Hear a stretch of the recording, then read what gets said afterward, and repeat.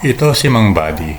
Habang ako ay nagmumotor, napansin ko ang kanilang bahay sa tabi ng kalsada na naiiba sa pangkaraniwang bahay sa kanilang barangay. Pinuntahan ko siya at kinausap na kung pwede ko silang isama sa aking vlog. Ang kanilang mga bahay ay yari lamang sa mga lumang tabla, sako at plywood na pinagtagpi-tagpi. Si Mang Buddy ay 70 years old na at walang trabaho. Ang kanyang asawa naman ay nagagawa lamang ng doormat para ibenta sa tabi ng kalsada. Ang kanilang mga anak ay nakapagtapos lamang ng high school at wala ring maayos na trabaho. Ang buong pamilya ay nakikitayo lamang sa lupa na pag-aari ng isang Chinese. Malapit na rin daw silang paalisin sa lupang iyon dahil ito ay naipagbili na. Ngunit sila ay umaasa na bibigyan naman ng lupang malilipatan na pag-aari rin daw ng Chinese. Sa vlog kong ito, samahan nyo akong libutin ang kanilang mga bahay at baka may mabubuting loob na gustong tumulong sa kanilang pamilya. Sila ay nakatira sa Barangay Alingaro, General Trias, Cavite.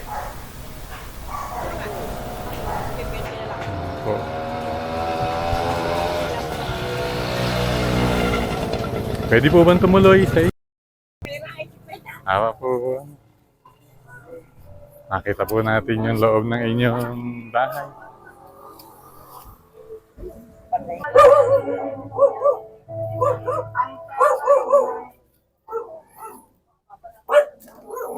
Yun sila bahay na. Ang dami pong butas. Oo, Eh, paano po pagka umuulan? natulog. Hindi na po natatapalan. Hindi na ho. Dito. Ibablog tayo Magandang maga po, Nay. Nagcha-charity po kasi Yun kami. naman pambubong namin. Oo nga po, may ano po ba itong mga nakasabit na to? Yan o yung pinakasahod doon sa tulo. May ilaw po ba dito? Meron o. Yan. May sahod po kayo pag tumutulo. Kaaalis yung Wala pating nyo naman naman. kami mga... Ang dami nga pong butas eh. Oh. Oo. Meron pong pang yung styrofoam po, Oh, ito pwede yung mo. mga- Ako, ginawa ko kahapon. kahapon, no? Ayan. Oho. Styro ho nga nilagay bago nilagay ng damit. Ibablog. Oho.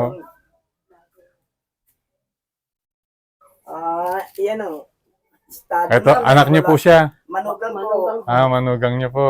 Yun po, ang dami pong natulog dyan eh. Hmm. Pagka naulan po. Eh sa inyo ang bahay, ganun din po. Ganun ho. Ganun din po. Ay, yung mga anak ko sa likod. Baka sakali po. Bakas. Yun po. Ako, laki po ng butas ng bahay Pagka niyo. naulan, kawawa po kami dito eh. Eh, itong kwarto niyo, ito lang ang kwarto niyo. Opo, yan lang po yung pagka ano. Eh, ala ho ba kayo makukuha ng mga kahit scrap man lang na yero? Wala akong makuha na ng skirt dito.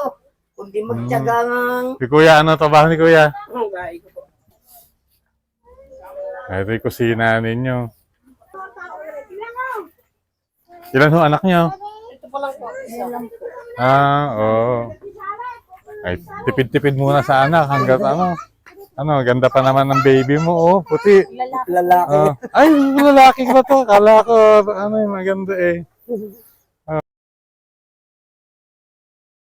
Sa kuwang ito, napansin ko na ang kanilang bahay ay yari lamang sa pinagtagpi-tagpi at lumang mga plywood na halos malapit na mabulok.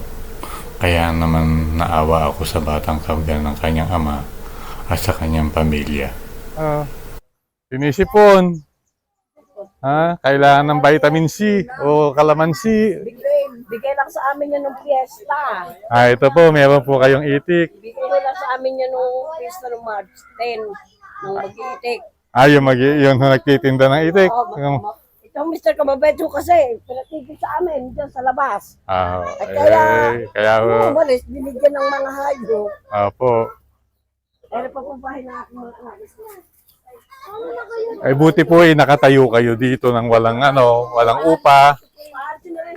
Aalisin na rin ho to. Ay, kailan daw po? Ayan na kami makata na ho. Hoy. Eh di mag-anak na po pala kayo dito na Eh paano po pag pinaalis po kayo dito? Saan po kayo titira? Ewan ko, bibigyan daw. Baka daw bigyan kami ng lote. Baka sakali. Sakali, bibigyan. Saan daw po kaya? Eh, dito rin sa lugar na ito, hindi ko muna alam kung saan lugar. Hindi naman pwedeng ilagay, gawa na dito. Eh, sino naman daw po ang magbibigay?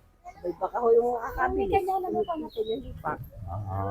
Ibinebenta po kasi ito. Na ho ito binibenta. Aha. Parang Chinese. Po kasi tayo mga kababayan na maayos po ang buhay na nagtumutulong naman po sa ating mga kababayan din na nakikitang medyo hindi po maayos ang ating kabuhayan. Kami naman po kahit papano, Kami yung mag-asawa, wala kaming trabaho. opo. Senior na. Opo nga eh. Eh kami wala Eh kayo po, ilang taon na po kayo? 56 ho. Malapit na rin po mag-senior. Wala kaming trabaho. Eh ano po ang... Minsan na nagagawa ako ng basahan. Yung doormat, yun. Wala nakabenta, di meron kaming kuwan. Nakukuhang... Saan po kayo kumukuha ng basahan na Tapos ano, pagka meron ako 200, punta ako sa labas, nabili lang ako ng tela, yung mga tela kong malalaki sa ukay-ukay, Mhm. 20. Oho. Ay, di akin lang Tap. yung bibili ko nakakain. Yung basahang pang Opo, bilog ho o pas... Hindi ho. Ayun hon... Oho. Mano-mano siya. Ay, yung mano-mano. Oo. Hindi yun tinatahe. Ano ho? Walang makina.